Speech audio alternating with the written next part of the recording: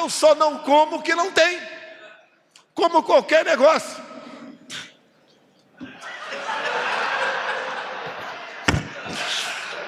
O meu estômago está sempre roncando, deixar bem claro. Já vi que eu não vou dormir na casa do cachorro hoje, né?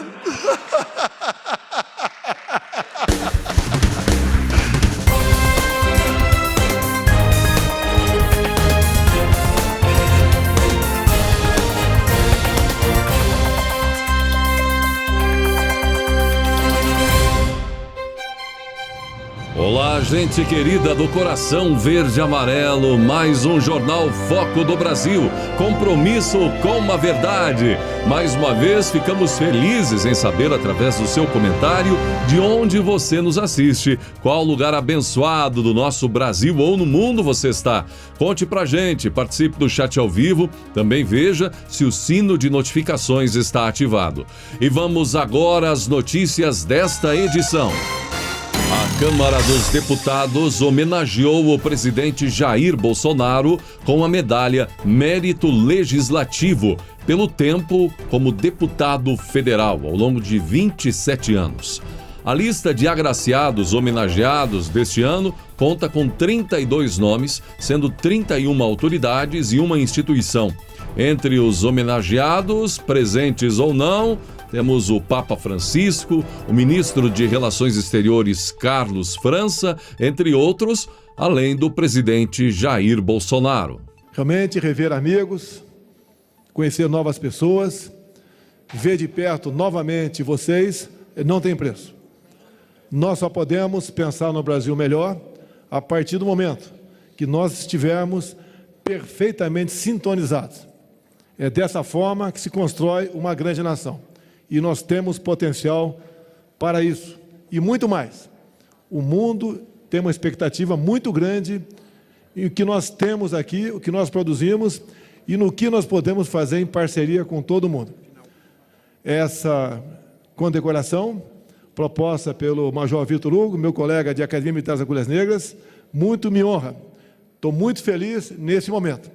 Eu espero cada vez mais poder interagir com todos vocês, de modo que possamos escrever realmente uma linda história para a nossa nação.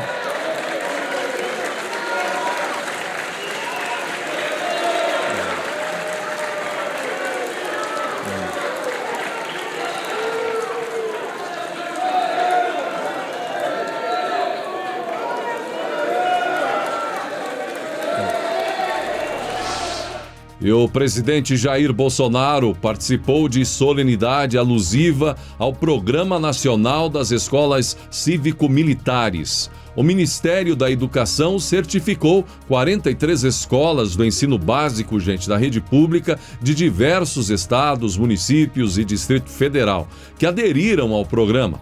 A iniciativa busca reconhecer escolas que adotaram um modelo de gestão na área educacional, didático, pedagógica e administrativa. Quem nunca sofreu um corretivo dos pais aqui? Talvez tenha um outro que não tenha sofrido. Eu sofri, né? E concordo que não gostei na época, mas mal ou bem me ajudou a chegar até aqui. Venho de uma das regiões mais pobres do estado de São Paulo, o Vale do Ribeira. E quem está na minha faixa etária de 66 anos, sabe como era a escola naquele tempo, como era o ensino público naquele tempo. Era uma vergonha o ensino particular que existia. E uma das ameaças que se fazia naquela época, garotada, vou te botar num colégio interno particular. E o que tinha na escola pública? Tinha educação moral e cívica, se cantava pelo menos uma vez por semana o hino nacional, em outros dias, outros hinos, como o da bandeira, entre outros. Se levantava quando o professor chegava na sala de aula. Não tinha conversa. Tá? De vez em quando, algum aluno fazia xixi nas calças porque ficava inibido, impedia para o professor para ir no banheiro. Educação é coisa séria. Não é lugar de se fazer militância política. E o que acontece de errado no Brasil nas últimas décadas? O que vem acontecendo de errado? Há um desvirtuamento, não por parte de todos os professores, mas por parte de alguns. Uma militância imperando em sala de aula. Como é difícil a gente mexer na legislação que trata do ensino no Brasil, que eu fiquei 28 anos dentro do Congresso Nacional. Mas os parlamentares têm que perseguir essa legislação. Olha as provas do Enem, como era há pouco tempo, questões aí que não tinham nada a ver com o nosso futuro. Estamos aos poucos mudando isso. Acusar a mim e ao ministro, né, ter interferido na prova do Enem. Se eu pudesse interferir, pode ter certeza, a prova estaria marcada para sempre, com questões objetivas de fato, não com questões ideológicas, como ainda vimos nessa prova. Na imprensa saiu, né, que eu queria botar matéria da ditadura militar. Não vou discutir se foi ou não foi ditadura militar, mas eu queria botar sim uma questão lá, se pudesse. Quem foi o primeiro general que assumiu em 1964? Foi Castelo Branco. Em que data? Eu queria botar lá, duvido que a imprensa acertaria, né, se fosse fazer a prova. Foi 31 de março, 1º de abril, 2 de abril ou 15 de abril? Eu acho que o pessoal da imprensa, a maioria ia errar. A garotada tem como aprender e ser alguém lá na frente. O que nós pais mais queremos? Que nossos filhos sejam melhores do que nós. Isso é a maior recompensa que nós podemos ter. E nós queremos isso com essa proposta. Para suprir, então, a dificuldade de criarmos colégios militares, apareceu a figura das escolas cívico-militares. Hoje certificamos aqui 43 escolas e o ano que vem a meta é implementar mais 216 escolas cívico-militares. Ninguém tem o que nós temos. Ninguém. Essa união não é difícil. É que eu falo para a imprensa de vez em quando, que me critica, né, todo dia. Não está dando recurso. Olha, se o Brasil deslanchar na economia, você não precisa de recurso público. Não precisa de um presidente gastando bilhões por ano para que vocês se calem ou falem algo de verdade além da data do jornal. É isso que nós queremos. A imprensa é extremamente importante. Por pior que seja, é importante. Se bem que tem um cara aí que quer regulamentar a mídia, né? E te vê a cara de pau do cara falando, tem que ser com responsabilidade. Pelo amor de Deus, para onde nós vamos? Tem milhares de pessoas melhores que eu pelo Brasil, mas no self-service que está aí, self-service, tá? Deve ter uns 12 candidatos, só tem que escolher. Outro dia eu falei, né, que é um self-service onde tem uns 8 produtos estragados. Levei uma reprimenda do presidente aí da Associação de Bares, Restaurantes, etc, etc. Poxa, tem que medir palavra para tudo. Eu me amarro em comer num pé sujo. Quanto mais gordurosa a comida, para mim, melhor.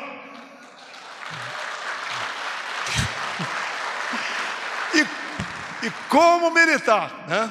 Não é como militar. E como militar, eu só não como o que não tem. Como qualquer negócio.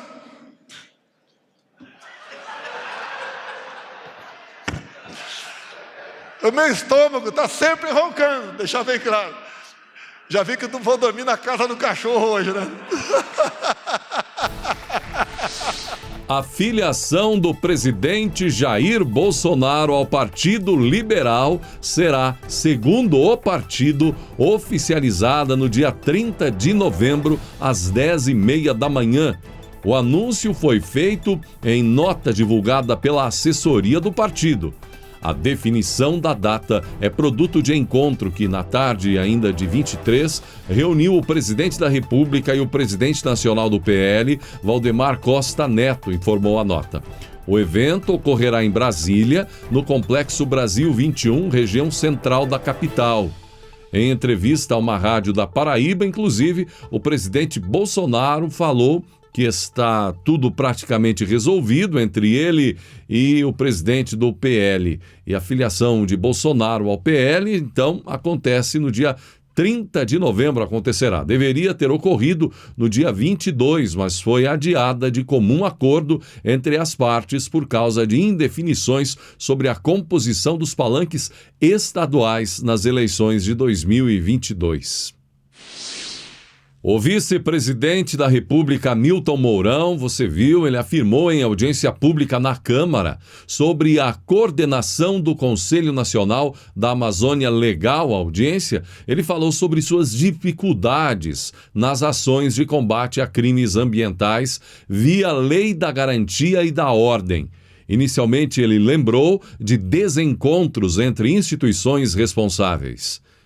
Do início a 2 minutos e 21, e daí uma fala minha. Do início a 2 minutos e 21. E Mourão lembrou que as agências fiscais estão com efetivo pessoal muito aquém de suas necessidades. Por que a GLO não teria dado o resultado esperado, né? Uma vez que os índices de desmatamento aumentaram em vez de diminuir?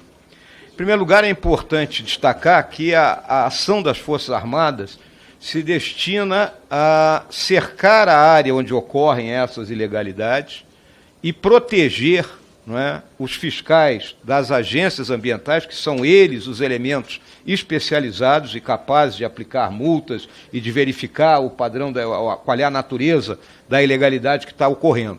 Não é? É óbvio que a tropa, seja ela do Exército, da Marinha ou da Força Aérea, ela não tem essa capacidade, ela está ali para essa questão de segurança, a questão de bloqueio, a questão do apoio logístico, porque são áreas que estão no interior da mata, no interior da floresta, que necessita que seja estabelecida uma base para que os fiscais tenham refeições durante todo o dia, para que tenham um lugar para descansar. Não é? Então, essa é o trabalho específico das Forças Armadas. E o trabalho, vamos dizer, a atividade fim, especificamente, está a cargo das agências ambientais. Eu deixei claro que, num primeiro momento, essas operações não foram bem-sucedidas por falta de conversa entre tanto os elementos das Forças Armadas como os elementos das agências ambientais, sejam elas, não é, o IBAMA, o ICMBio, a FUNAI. Então, é aquela história, vamos operar na área X, ok, aí não aparece ninguém do IBAMA para multar. Tá? Vamos operar na área Y, não vem o ICMBio, vamos na terra indígena tal, cadê o pessoal da FUNAI? Então, houve muita dificuldade nisso aí. E que só foi dar resultado, aparecer realmente, não é, uma integração, né, porque um trabalho interagências ele não é simples, na segunda fase, que foi a Operação Samaúma, que aí parece que a turma acordou e entendeu que tinham que dialogar uns com os outros. Né? Então, isso é uma questão. Por isso, o senhor citou, né, a queda nas multas, porque não aparecia ninguém para multar. Não é? O pessoal das Forças Armadas apreendia motosserra, apreendia trator, mas cadê a multa? Né? Cadê o embargo? A Força Armada não pode fazer o embargo daquele terreno. Né? Eu concordo que o mecanismo mais adequado não é o emprego das forças. Agora, as agências ambientais estão com seus efetivos, né, extremamente inferiores às necessidades, praticamente 50%. Muita gente já com idade. Então, com a questão da pandemia, não podiam estar presentes no trabalho de campo. Quem é que quer ficar 30, 40 dias internado numa selva? Então, é outro problema que a gente tem que lidar. Tá? Então, eu tenho cobrado do Ministério do Meio Ambiente um planejamento para a recuperação da capacidade operacional das agências ambientais. O que eu chamo da recuperação da capacidade operacional? Receber, né, contratar mais gente para poder ter efetivo. Nessa contratação, nesse edital, deixar claro, o camarada vai entrar e vai saber o seguinte: olha, meu amigo, os próximos 10 anos você só vai trabalhar na Amazônia. Não é o cara ficar 2 anos na Amazônia e depois vai para o parque lá de Iguaçu. Isso não nos interessa. Nós queremos 10 anos o cara trabalhando efetivamente na Amazônia. E também a questão de recursos financeiros, não só para que as operações tenham permanência, mas como também as agências disponham de material. A agência tem que ter helicóptero, tem que ter barco, né, de modo que tenha capacidade. A partir do momento que a gente conseguir recuperar essa capacidade operacional, e aí é importante esses recursos financeiros que poderiam ser alocados em pagamento pelos serviços ambientais prestados pelo Brasil, não é, para que a gente conseguisse, então, ter uma efetividade maior. Enquanto isso não acontece, volta e meia nós seremos obrigados a empregar as Forças Armadas para dar massa, para dar capacidade de ter gente com permanência no terreno. Vice-presidente aqui na comissão. Gostaria de começar já diretamente ao ponto, fazendo uma provocação a Vossa Senhoria. Por que Vossa Senhoria não foi no COP? Eu cumpro as tarefas que o presidente da República me coloca, né? O vice-presidente, ele não tem função dentro do governo. O governo, né, de acordo com a Constituição, ele é exercido pelo presidente e seus ministros. Aí o senhor vai ver lá que tem um item lá para o vice-presidente, ele existe para substituir o presidente nos seus afastamentos e para cumprir missões eventuais dadas pelo presidente. O presidente não me deu a missão de ir à COP, consequentemente, eu não fui. A questão da reunião do ministro das Comunicações com o Elon Musk, acho que foi mais uma conversa do que uma vontade efetiva, porque pela nossa própria legislação não se pode contratar nada dessa forma. Agora, uma coisa é a realidade, né, deputada? Nós temos que ter a nossa própria constelação de satélites, mas não impede, né, que os demais países façam a sua espionagem, né, por meio das constelações que eles produzem, sob o nosso território, né? Então, isso é a realidade do mundo de hoje, né?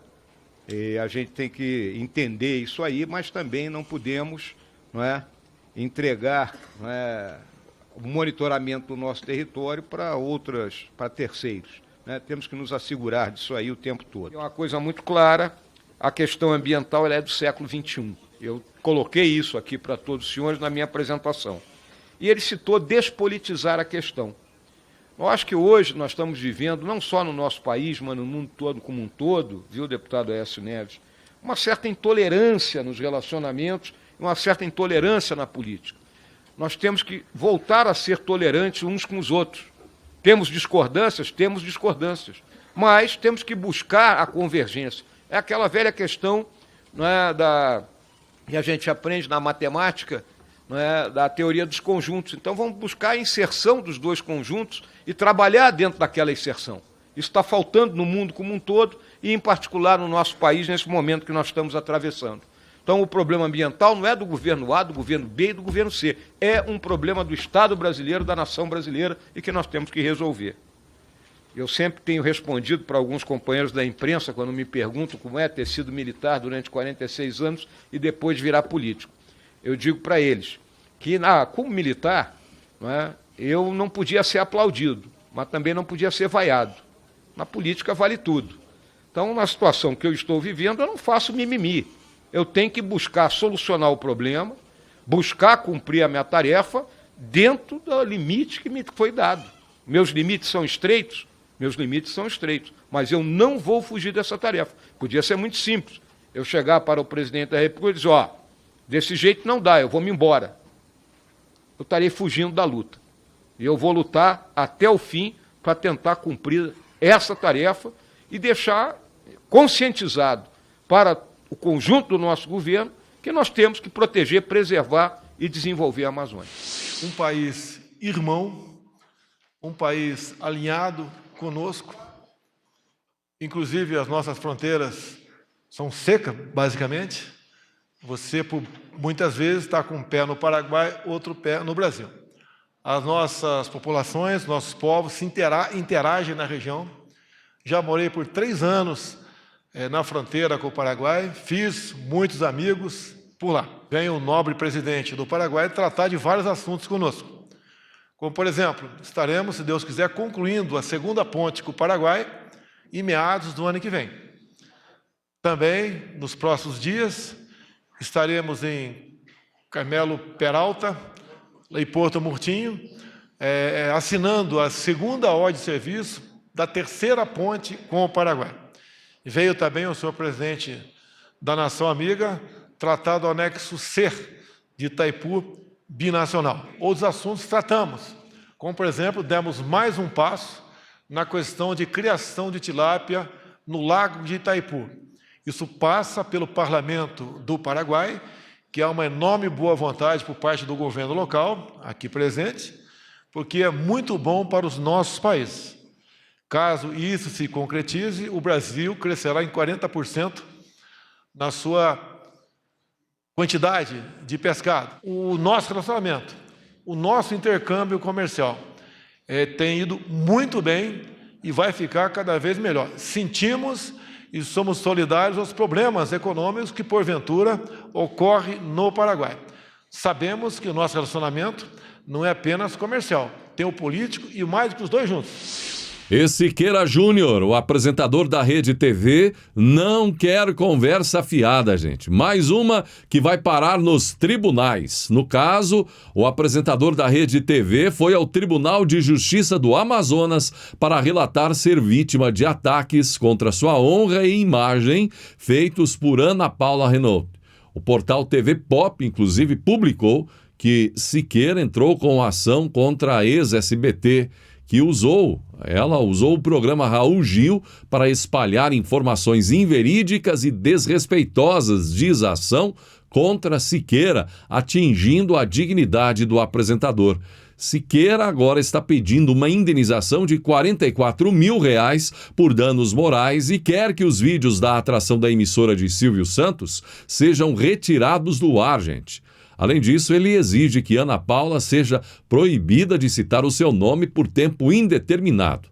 Segundo o advogado de Siqueira, Ana Paula Renault estaria tentando fazer com que o público acredite que o contratado da Rede TV é um mau apresentador de televisão e alguém sem caráter, sendo que ele nunca foi condenado judicialmente por homofobia ou por qualquer outro tipo de crime, diz a defesa.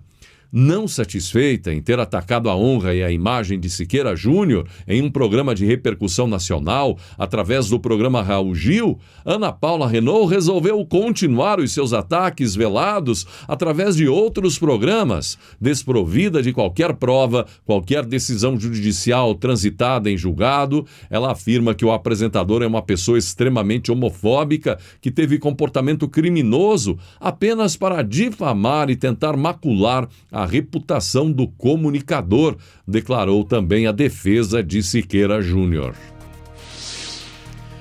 E dinheiro parece que não é problema quando se fala em arrecadação no governo federal, que manteve a tendência de alta em outubro com 178,7 bilhões de reais. O total é 4,92% maior do que o registrado no mesmo mês do ano passado, considerada a inflação pelo Índice Nacional de Preços ao Consumidor Amplo. Segundo a Receita Federal, os dados referentes a outubro, no acumulado dos 10 primeiros meses de 2021, a arrecadação federal soma 1,5 trilhão de reais, 20% a mais do que no mesmo período de 2020 e maior valor da série histórica iniciada em 1995. O resultado de outubro foi o melhor desde 2016. De acordo com a análise da Receita, o desempenho foi impulsionado por fatores não recorrentes, como o recolhimento extraordinário de 36 bilhões de reais em imposto de renda de pessoa jurídica e contribuição social sobre lucro líquido. De toda forma, é um dinheirão, não é? Também pudera. Tanto imposto é preciso neste país para pagar tanta conta, não é? Vimos aí só o Poder Judiciário consome anualmente 100 bilhões de reais, não é? É um dos maiores valores em termos de PIB no mundo, um dos maiores gastos em termos de proporcionalmente ao PIB no mundo. O Congresso Nacional, mais de 10 bilhões.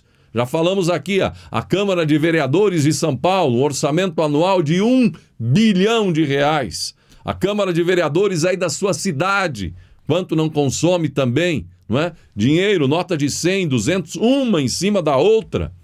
Sem contar as assembleias legislativas em cada estado.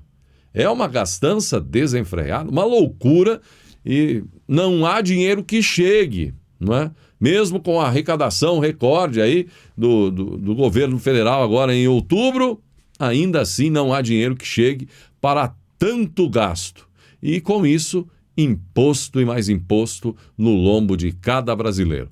apesar de que o governo de Jair Bolsonaro tem lutado bravamente, não é? Paulo Guedes, ministro da Economia, o próprio presidente, muitas alíquotas foram inclusive zeradas quando o assunto é a questão do imposto de importação, não é? Para muitas áreas, inclusive na área de saúde. É um empenho. O Ministério da Economia, Paulo Guedes é um defensor de que o Brasil precisa diminuir de tamanho, o Estado precisa diminuir, menos Brasília, mais Brasil. Para quê? Para que o governo possa cobrar menos impostos, diminuir a carga tributária neste país, tirar o peso que está todo dia no lombo do pedreiro, no lombo do caminhoneiro, no lombo da dona de casa, no lombo do empresário, em todos os brasileiros, enfim, carregando a pesada máquina pública brasileira. E será que a Globo vai se acalmar agora ou ainda é muito pouco perto do que ganhava?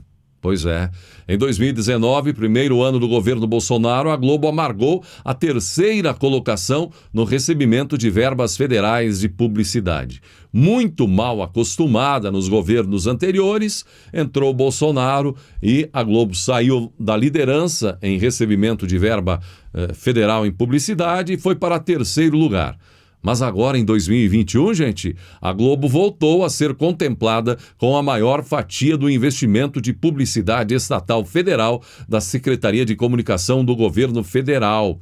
Em 2019 e 2020, a Record assumiu a liderança. Agora a Globo retornou à liderança. Por incrível que pareça, tudo mudou após a chegada de Fábio Faria, ministro das Comunicações, em junho de 2020 ao Ministério. Ele é genro de Silvio Santos. Não por vontade própria, talvez, muito menos por vontade do presidente Jair Bolsonaro. Mas Fábio Faria foi obrigado a seguir uma determinação do Tribunal de Contas da União, gente, sobre relacionar gastos em publicidade de acordo com a audiência da televisão. Com a ordem do TCU, a emissora líder em audiência, que é a Globo, passou novamente, assim como nos últimos governos, a receber mais recursos. Mas se pegarmos, por exemplo, todo o mandato do governo Bolsonaro, a Globo continua perdendo, a Record ainda é a que mais recebeu. Nesses 3 anos, a Record recebeu 58,8 milhões, o SBT em segundo recebeu 53,5 milhões, a Globo está em terceiro lugar no acumulado do governo Bolsonaro, com 47,2 milhões dos gastos, isso sem contar os gastos das estatais e campanhas específicas de ministérios.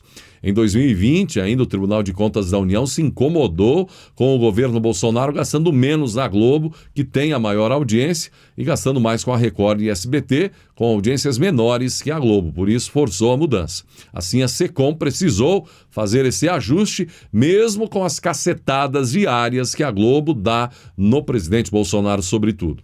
E assim é mais uma história de governo com as mãos atadas ou privilégio a quem pode mais. Para você ter uma ideia, no total, entre 2000 e 2016, a era de FHC, Lula e Dilma, o Grupo Globo chegou a receber 10 bilhões de reais.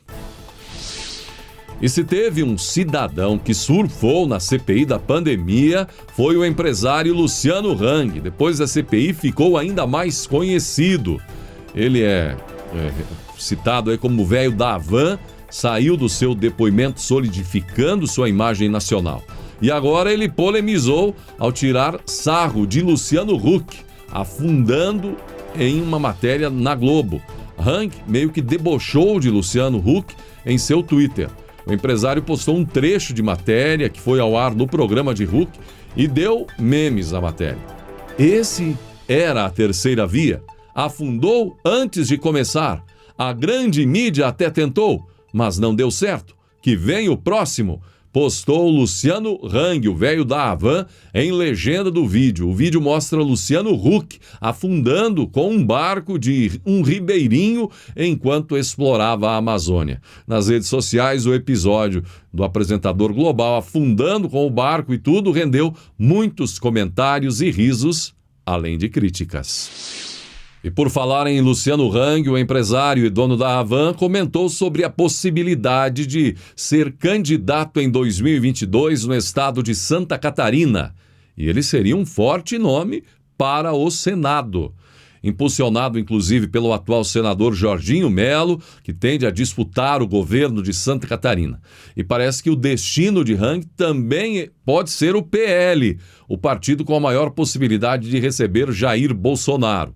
Inclusive, Luciano Hang negou que tenha deixado de apoiar Bolsonaro, não é? Ou ter sua simpatia ao presidente Bolsonaro, ao governo Bolsonaro, por causa da candidatura de Sérgio Moro, como um portal da esquerda publicou. Hang disse: impressionante como parte da mídia tenta enganar a população. Negando, então, que tenha deixado de ser simpático ou apoiar o governo Bolsonaro. Aliás, ele até brincou, como falamos na edição anterior do Jornal Foco do Brasil, ironizou que votaria em Lula para presidente da França, já que o presidente francês, o Macron, tem uma afinidade aí com o petista. E parece que agora vai. O presidente da CCJ do Senado Federal, o senador Davi Alcolumbre, disse que a sabatina de André Mendonça ao Supremo Tribunal Federal acontecerá na próxima semana. Ele anunciou também sabatina de 10 outras autoridades que estão na fila da CCJ para a semana que vem. A Semana do Esforço Concentrado, definida pelo presidente da Casa, Rodrigo Pacheco. E o Silvio Santos está pagando para ver, gente, mas não arreda o pé de jeito nenhum para Raquel Sherazade. O SBT rejeitou o novo acordo e mantém a guerra de pé com Raquel Sherazade. Não teve conciliação com Raquel no processo milionário que a jornalista move contra o SBT. Em audiência realizada neste mês, a emissora de Silvio Santos manteve a postura de encontros anteriores. A ata da audiência realizada na terceira vara do trabalho de Osasco, em São Paulo, a jornalista, acompanhada por seu advogado, teve uma representante também do SBT com seus respectivos advogados, além de testemunhas presentes.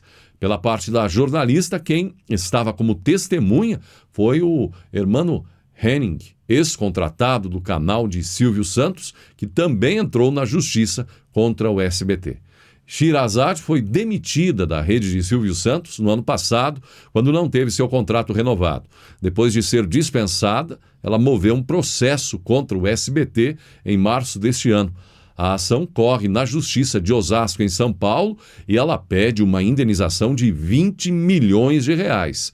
E conta que na reunião em que selou sua contratação, a ação, né, descreve, Sherazade teria aceito receber um salário de 30 mil mensais, com auxílio moradia e plano de saúde familiar. Posteriormente, no entanto, a ação diz, inclusive, que ela teve reajustes. Ela teria aceito as condições oferecidas sem negociar as propostas e, depois que foi desligada, resolveu mudar de ideia. Sem um acordo na justiça, o julgamento do processo milionário contra o SBT tem data para acontecer já no início de 2022. Gente, chegamos ao final desta edição do Jornal Foco do Brasil. Mais uma vez, gratidão pelo seu tempo, pela sua atenção e que Deus abençoe a você e a sua família.